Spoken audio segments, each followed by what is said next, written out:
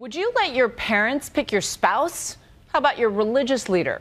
For members of one controversial movement, marriage is part of their Messiah's grand vision.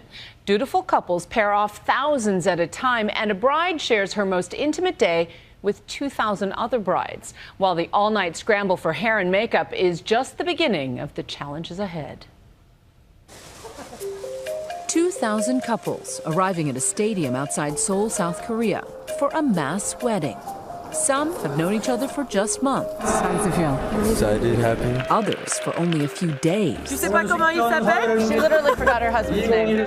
These are young members of the Unification movement, sometimes derisively referred to as the Moonies, after their founder, Reverend Sun Myung Moon, though it's a name the church now rejects.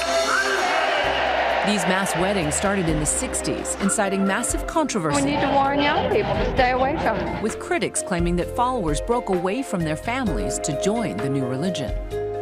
Now the children of the original followers, the first ever born into the church, make up the majority of those marrying here today. Among them, Glenn and fiancée Judalee. I want to be like a little bit different. I want to stand out. We met them 2 months before, shopping for Glenn's wedding suit at a local mall in New Jersey. Look like if I had a second neck. It looks good. It looks good. Judalee, you like the little X's on the bottom?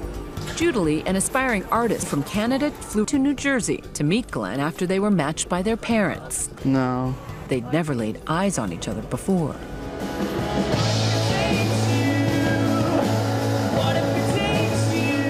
Glenn, who's the lead singer of an indie band, struggled for a while with his parents' faith.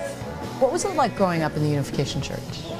It was great, but it also posed a lot of troubles and issues.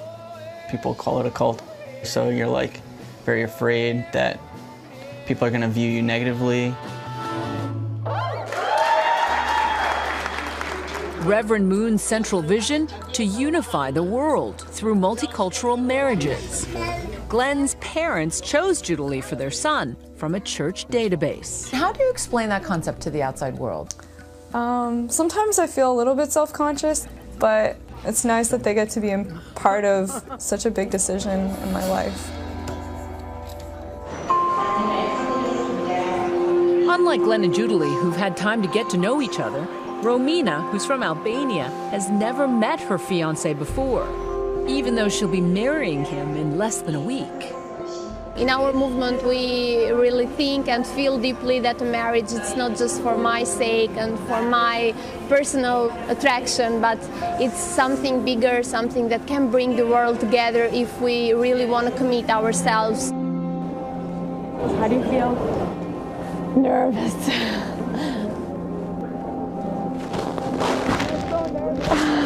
I am nervous.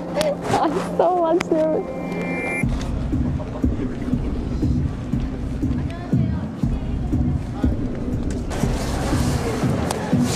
How are you?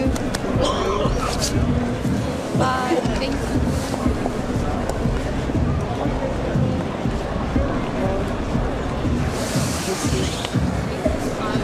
Sorry, this is weird, yeah. My heart's throbbing right now. I'm kind of nervous. So yeah, I'm just excited. Meeting my spouse for the first time for eternity. She's a lot more beautiful in person, but I'm excited. These young couples continue to embrace the church's teachings on purity, despite headlines about Reverend Moon, whom church members called True Father, his alleged extramarital affairs, a child allegedly born out of wedlock, not to mention his conviction for income tax fraud back in 1982. We asked the movement's U.S. president about these allegations. The Reverend Moon I know and followed for almost 40 years is a man who deeply loved his wife and family. Our church believes in the importance of maintaining the marriage bond. Do people sometimes make mistakes? Yes. So you're not denying that he had an affair? You know, I have no knowledge of that personally. But to me, the main point is the Spirit of God working through Reverend and Mrs. Moon? And I think thousands of people have felt it is, and that's why they continue to come. Before the couples know it, the big day arrives. Brides and grooms from all over the world line up for buses. Some were matched just days ago in a special ceremony with Reverend Moon's widow for the purest, most devout members. So where are you from? Côte d'Ivoire. Côte d'Ivoire. And where are you from? Japan. You can speak Japanese? No. No. Okay. And how's your French? No, no French. How long have you known each other? 3 days. You met 3 days ago. Uh-huh. You have a lot of faith. Where will you live after you get married? We don't know. We don't know. Oh my gosh, they're going. Bonne chance. Bonne chance.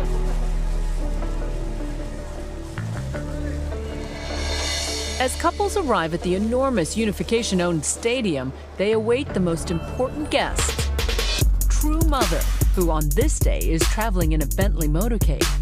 Reverend Moon's widow lives in a hilltop estate, a castle modeled after the U.S. Capitol building.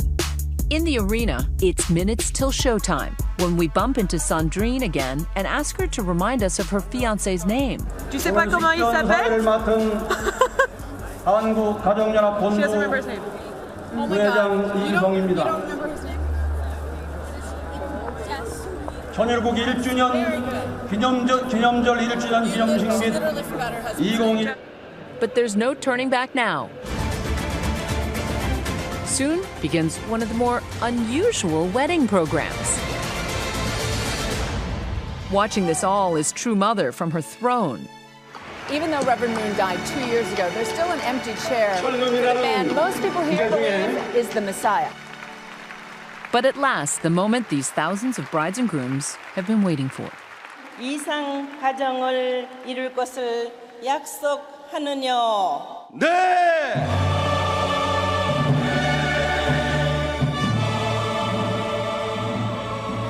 성립되었음을 선포합니다.